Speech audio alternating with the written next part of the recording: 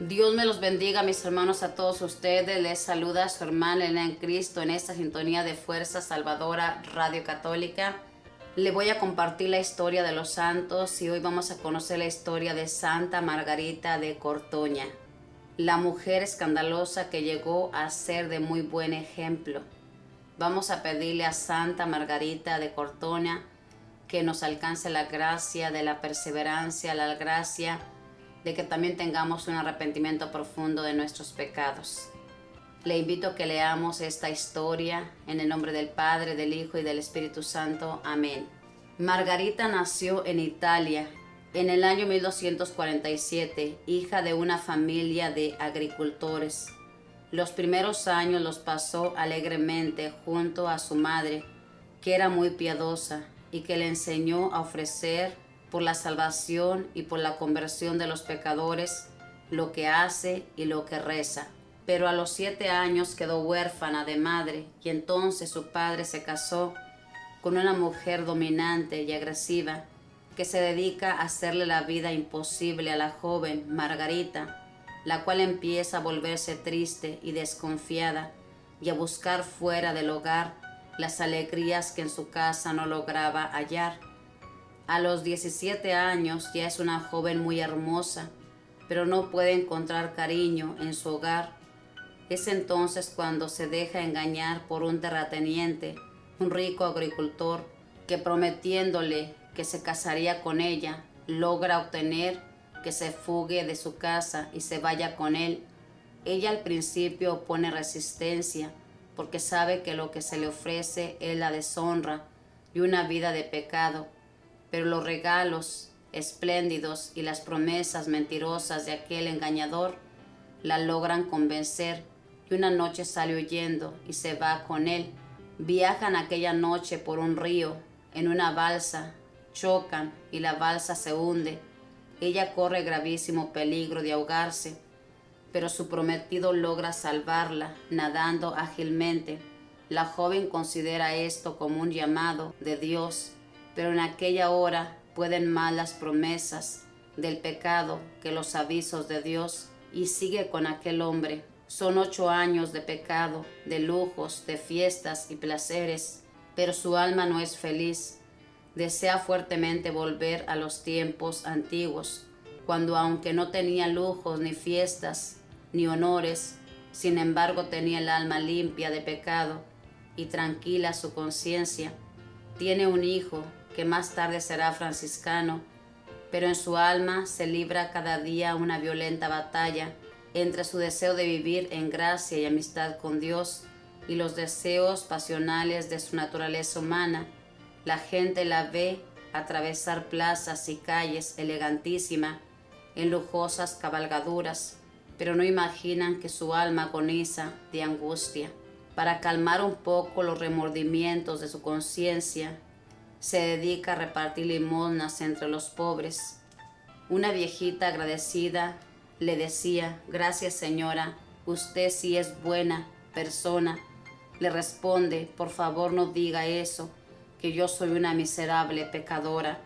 A ratos se retira a la soledad del bosque a llorar y allí exclama: «Oh Dios, qué bueno es poder hablarte, aunque el alma se sienta tan débil y pecadora.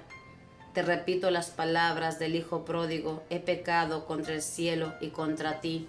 Le ruega a su compañero que contraiga matrimonio, porque su alma no puede vivir tranquila en esa vida ilegítima, pero él le responde que prefiere vivir en unión libre todavía muchos años. Entonces ella ruega a Dios que le proporcione alguna solución y no se cansa de pedirle con lágrimas, penitencias y mucha fe. Una mañana su compañero se va al campo a visitar sus fincas.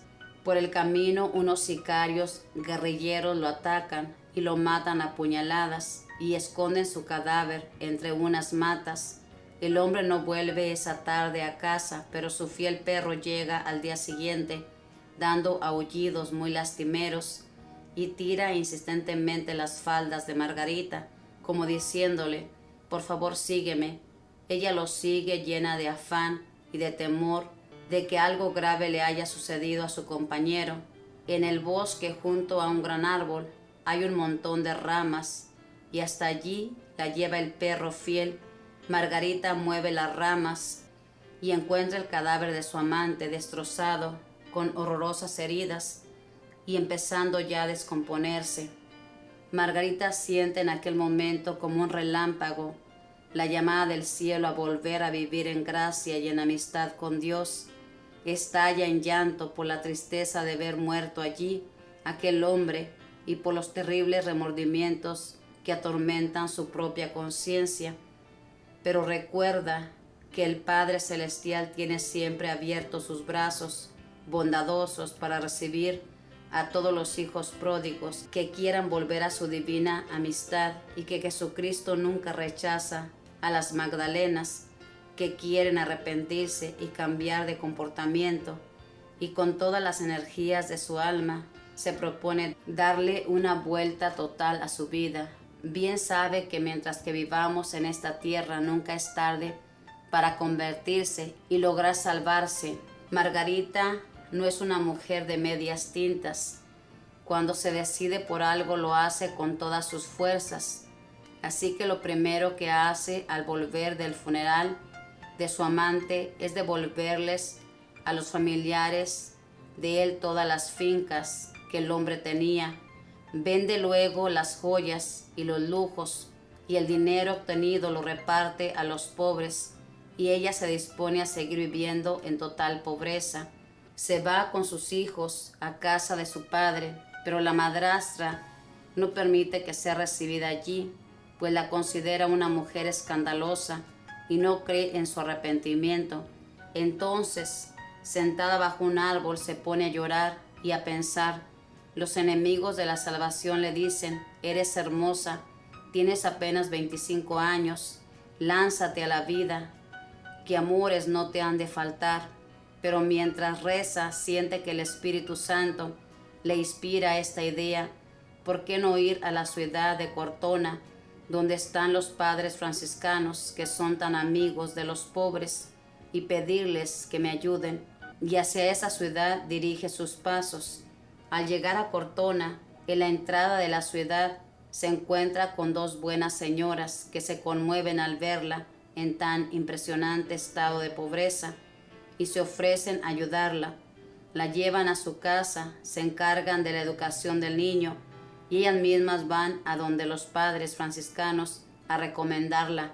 Una gran bendición para Margarita fue encontrar entre los padres franciscanos dos santos y sabios sacerdotes que supieron darle una excelente dirección espiritual. Por 3 años largos tiene todavía que luchar esta joven contra las terribles tentaciones de su carne, pero estos prudentes directores la ayudan muchísimo, animándola cuando está decaída y deprimida y guiándola con prudencia cuando ella se quiere dejar llevar por desmedidos entusiasmos. Deseaba hacer excesivas penitencias porque decía que con las pasiones de su cuerpo nunca podía hacer las paces y que tenía que dominar a la fuerza ese cuerpo que tanto le había hecho ofender a Dios. Pero los padres franciscanos la moderaban y le insistían en que para la sociedad puede ser más útil un burro vivo que un cadáver.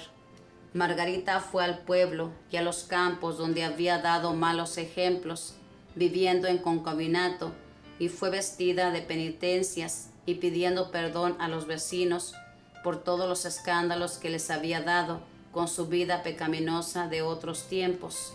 Luego, por inspiración de Dios, dejó de pensar tanto en sus antiguos pecados y se dedicó más bien a pensar en el amor que Dios nos ha tenido, y esto la hizo crecer mucho en santidad. Entonces empezó a tener éxtasis.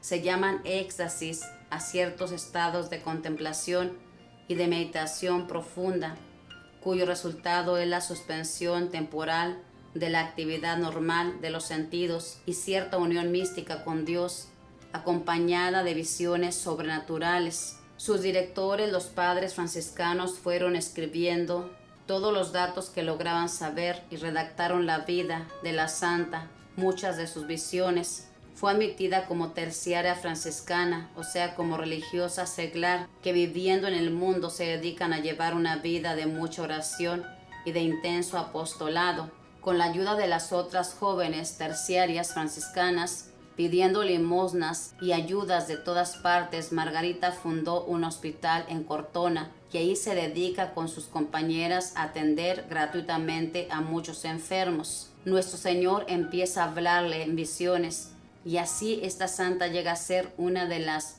precursoras de la vocación al Sagrado Corazón. Recordemos algunos de los mensajes que Jesús le dijo. Quiero que tu conversión sea un ejemplo para muchos pecadores, para que se sientan animados también a dejar la vida de pecado que han llevado y emprender desde ahora en adelante una vida llena de buenas obras.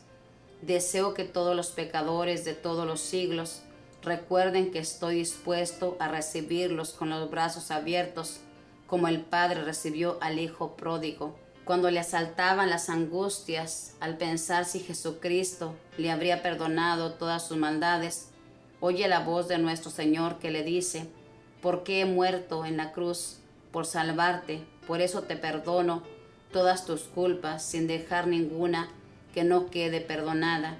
Otro día le dice nuestro Señor: glorifícame y yo te glorificaré, ámame, ámame y yo te amaré.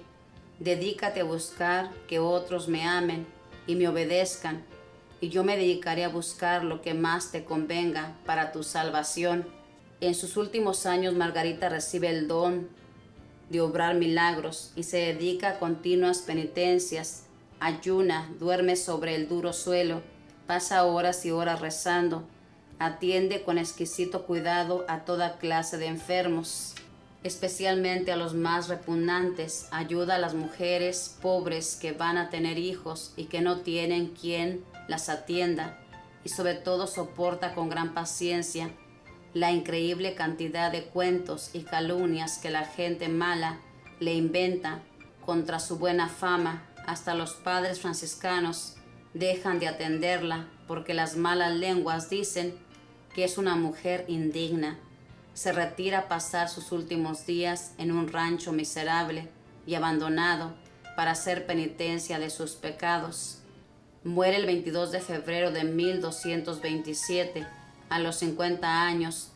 La mitad de la vida la pasó en pecado y la otra media haciendo penitencia y obras buenas. Lo último que dijo al morir fue: Dios mío, yo te amo. Y el Papa Benedicto XIII, al declararla santa, dijo que Margarita es la mujer que más parecido tiene con María Magdalena.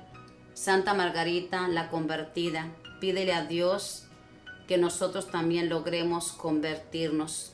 Nuestro sacrificio más agradable para Dios será el arrepentirnos y convertirnos de nuestros pecados. Ese es el sacrificio más agradable, que nos convertamos, que nos arrepentamos de todos nuestros pecados. Como usted puede escuchar, esta mujer no era nada santa, era una pecadora, pero esta pecadora conocía a Dios. Y esta mujer dio escándalo viviendo en unión libre. Pero aunque estaba en unión libre, ella no era feliz porque conocía a Dios. Sabía que cometía pecado. Yo le invito a que si usted está viviendo en Amaciato, arregle su situación. No esté cómodo, cómoda con esa situación. Trate de buscar la gracia de Dios para que tenga esa fuerza y tenga esa gracia de Dios. Dios no quiere que usted viva en el pecado. Esta mujer suplicaba a Dios que le ayudara. Y fíjese bien, Dios se llevó a esta persona. Dios es misericordioso y Dios siempre tiene piedad de los pecadores. Así que Él quiere que todos vivamos bien, pero tiene que esforzarse. No puede decir: yo voy a vivir así porque así quiero vivir, porque nada va a pasar. No, porque nuestro Dios le va a pedir cuentas. El día que cierre sus ojos, le va a pedir cuentas por qué no arregló su situación. Claro está que si tiene una situación difícil, Dios entiende. Pero por favor, haga esto. No viva de esta manera, porque usted no sabe en qué momento la muerte le puede sorprender y va a tener ese pecado. Mejor evite ese pecado y seamos buenas mujeres también nosotros. Esta mujer, fíjese bien cómo los enemigos del alma, una vez que ella dejó todos los lujos, todo lo que tenía por seguir a nuestro Dios, le decían: anímate, sigue, no te van a faltar amores, pero el Espíritu Santo está obrando en ella grandes cosas. Y el Espíritu Santo la llevó a las puertas de estas mujeres, que Dios siempre pone personas dispuestas a ayudarnos. Yo le invito a que rece, no se canse de rezar. Tal vez diga: es inútil rezar porque Dios no me escucha, como solemos decir, pero nuestro Dios está escuchando y Él va a poner todos los medios y todo lo que nosotros necesitamos para alcanzar lo que estamos pidiendo. Así que a rezar y a pedir dirección y a buscar hacer la voluntad de nuestro Dios para que nuestro Dios se manifieste grandemente. Fíjese bien, esta santa, de ser una gran pecadora, el Sagrado Corazón le reveló muchos mensajes. Uno de los mensajes le dijo que su conversión fuera un ejemplo para todos los pecadores de todos los tiempos. Y esto nos anima a todos nosotros a cambiar. Sí se puede, y Dios siempre perdona. Y si usted tiene un pecado y cree que Dios no le ha perdonado, si ya lo confesó, crea que Dios le ha perdonado. Esta santa también vivía muy angustiada por los pecados del pasado, como muchos de nosotros. Deje todo atrás. Nuestro Dios no es como nosotros. Nosotros no sabemos perdonar, pero Él sí perdona de corazón. Le invito a que sigamos leyendo Vida de los Santos. Acompáñenos para aprender de estas vidas y imitar con la gracia de Dios el ejemplo de estos héroes de la fe que tenían un inmenso amor hacia nuestro Dios. Que la Madre del Cielo le proteja y que los ángeles cuiden todos sus pasos. Bendiciones.